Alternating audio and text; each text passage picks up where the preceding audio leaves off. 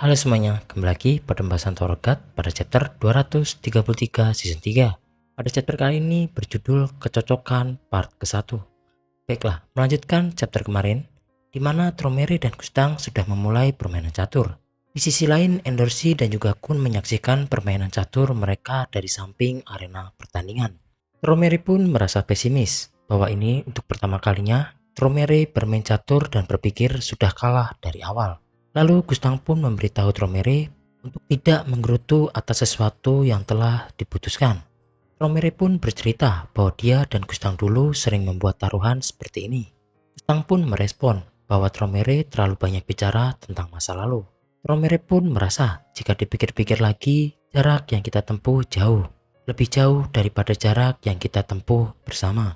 Gustang pun bertanya tentang keadaan Tromere. Gustang tak habis pikir Tromere keluar sepanjang hari. Tromere ingin membantah ucapan Gustang, tetapi tidak punya apa-apa untuk membantahnya. Tromere selalu merasa sendirian dan duduk berjongkok di dalam kabin. Gustang pun lalu kembali bertanya, apakah benar Tromere selalu sendirian dan apakah benar-benar tidak memiliki seseorang di hatimu? Tromere pun kembali bercerita bahwa ketika anak pertamanya lahir, Tromere merasa puas sendiri. Tromere bahkan memberikan mereka apa yang paling Tromere hargai. Namun, Tromere mengerti bahwa suatu hari anak-anak akan meninggalkan orang tua setelah mereka tumbuh dewasa. Yang satu berada di sekitarku dan yang satunya akan meninggalkanku. Namun, Tromere selalu berpikir bahwa suatu hari keduanya akan meninggalkan dirinya. Bukankah membesarkan anak-anak pada dasarnya tujuannya untuk membiarkan mereka meninggalkan rumah? Kemudian Tromere bertemu dengan seekor anjing yang bisa Tromere percayai. Seorang manusia binatang yang lahir dari laboratoriumnya. Setia dan lurus.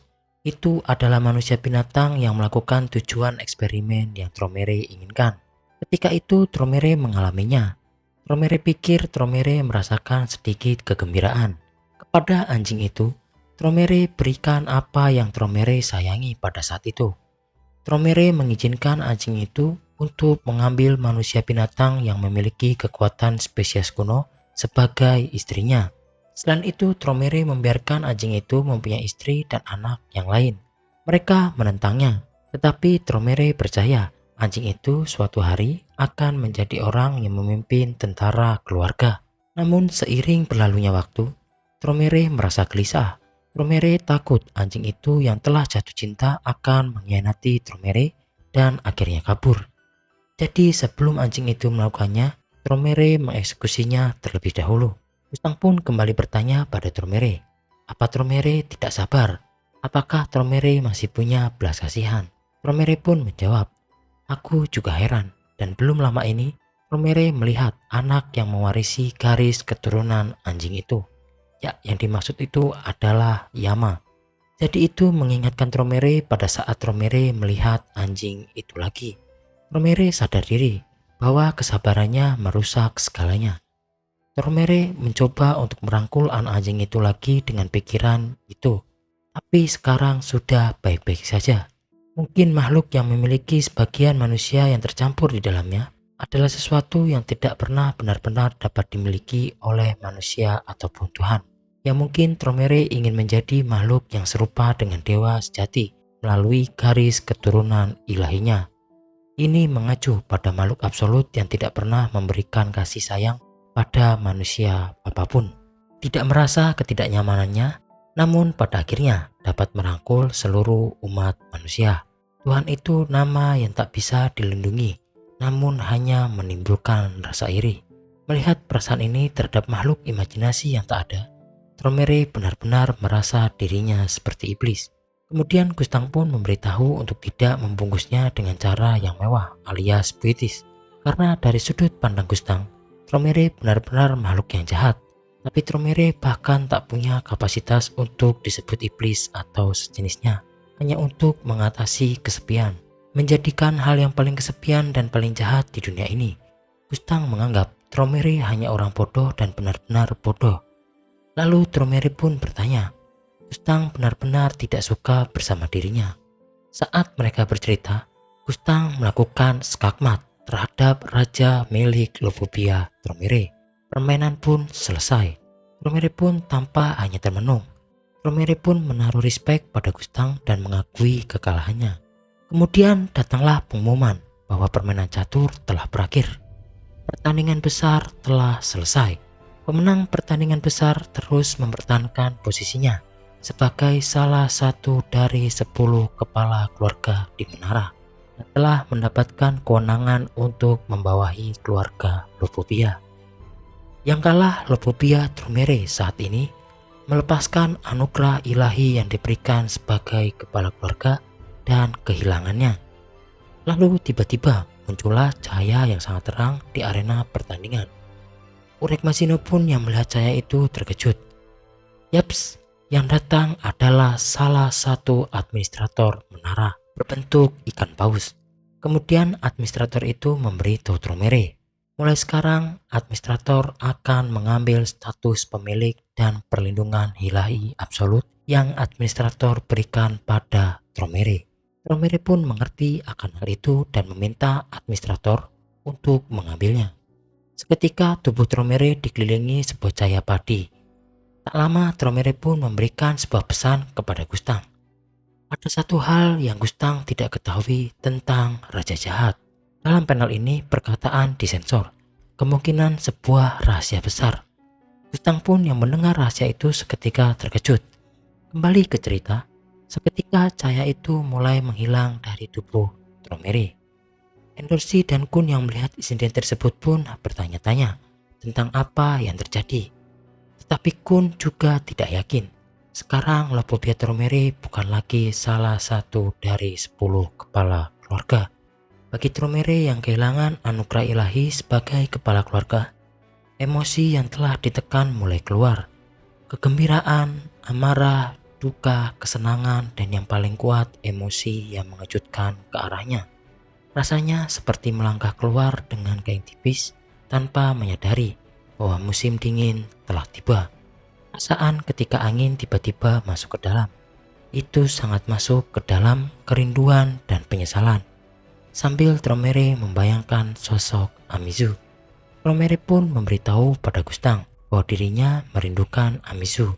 Tiba-tiba Tromere mengeluarkan kekuatan pemotongannya dan melakukan bunuh diri. Pada akhirnya Tromere mengakhiri hidupnya sendiri dan Gustang pun terlambat mencegahnya. Seketika semua orang hanya bisa terdiam. Gustang, Kun, Endorsi, dan juga bahkan Urek Masino. Narator pun kembali berkata, tak lama setelah kepala keluarga Lopopia Tromere kehilangan anugerah ilahinya sebagai kepala keluarga karena pertandingan hebat dengan Popido Gustang. Tak tahan lama menahan penghinaan. Tromere pun mengakhiri hidupnya. Sejak saat itu, semua orang yang mengetahui momen itu akan mencatat kematiannya dengan cara yang tragis. Karena bagi mereka, emosi makhluk absolut adalah sesuatu mereka tidak perlu mengerti. Karena itu hanya akan menjadi kemewahan emosi. Sang pun yang mengakhiri Tromere pun bergumam bahwa Tromere hingga akhir pun tetap saja bodoh. Jangan pernah merasa sendirian di sana. Lalu Gustang pun beranjak pergi. Ditutup pada chapter kali ini. Flashback ke masa lalu di sebuah taman. Amizu memanggil-manggil Tromere untuk melihat bunga yang ia temukan dan bunga-bunga itu bertebaran. Tromere pun sudah memberitahu Amizu bahwa dia tidak menyukai bunga. Bagi Tromere, bunga terbang ke tanah orang lain tanpa persetujuan, berakar di sana dan memerintah di atasnya. Tidak seperti hewan yang dapat dikendalikan. Tumbuhan terlalu egois dan merusak bagi Tromere. Amizu pun menjelaskan, itu sebabnya Amizu pikir itu lebih berharga. Kehidupan para tumbuhan mereka adalah alami. Bukankah kita harus beradaptasi dan hidup bersama mereka seperti yang kita lakukan? Amizu memindahkan benih itu ke hati Tromere dan menumbuhkan bunga yang disebut cinta. Lalu bagi Tromere, perkataan Amizu terlalu kasar. Amizu pun lalu bertanya, akankah kita hidup bersama? Nyataannya adalah baik Anda dan saya takut tentang bagaimana menjadi masa depan. Tapi ini mungkin pilihan yang salah. Dapat menyebabkan penderitaan yang tak berakhir selamanya. Namun itu sebabnya momen ini, jika tidak sekarang, mungkin tidak akan pernah datang lagi. Jadi mari kita coba hidup bersama Tromere. Aku ingin menjadi padang rumput yang luas dan bunga yang kecil bagimu, ujar Amizu. Tomere pun berkata dalam hati bahwa perkataan Amizu benar. Terbang ke dalam dirinya sesuai keinginannya, berakar dan berkembang sebagai bunga. Romere pikir itu tidak terlalu buruk. Romere merasa Amizu adalah makhluk yang menembus emosionalnya yang tandus, mengering hingga kontak dengan menara dan membuat sebuah bunga yang mekar. Romere pun meminta kepada Amizu, tolong ciptakan padang rumput yang luas di hatiku dan jadilah bunga yang kecil. Kemudian pada panel ini, Amizu menarik tangan Romere dan berkata, tolong jaga diriku baik-baik. Lalu Romere pun kembali berkata dalam hati, tolong semoga hari itu tidak datang di mana Romere harus memetik bunga itu dengan tangannya sendiri. Romere pun berdoa dengan sangat keras dan berdoa untuk hal itu. Dan pada akhirnya arc pertandingan catur pun selesai. Pada chapter ini sudah dibelatkan kematian Romere dengan cara yang di luar nalar. Menurut Mimin, pertarungannya kurang klimaks, di mana Mimin berekspektasi akan ada pertarungan hebat di antara dua kepala keluarga, di mana salah satu dari mereka saling membunuh. Mimin kira pertarungan mereka akan mengguncang menara hingga didengar oleh kepala keluarga yang lainnya. Tapi endingnya malah seperti ini. Di sisi lain, sudah lama sekali kita tidak melihat administrator muncul. Terakhir adalah waktu Andrew datang dan membunuh administrator di lantai kematian. Itu pun hanya flashback. Kalau yang sesuai waktu mungkin awal-awal saat Bam membuat kontrak dengan administrator. Di chapter ini ada sebuah plot twist baru. Pesan Romere pada Gustang tentang Raja Jahat yang tidak diketahui oleh Gustang. Apa tentang Arlene Chris? Tapi tentang lantai 135 atau mungkin juga tentang tujuan jahat mengurung diri di tempat sampah merah. Menurut kalian apa ya kira-kira? Tulis di kolom komentar. Baiklah, sekian pembahasan Torgat pada chapter kali ini.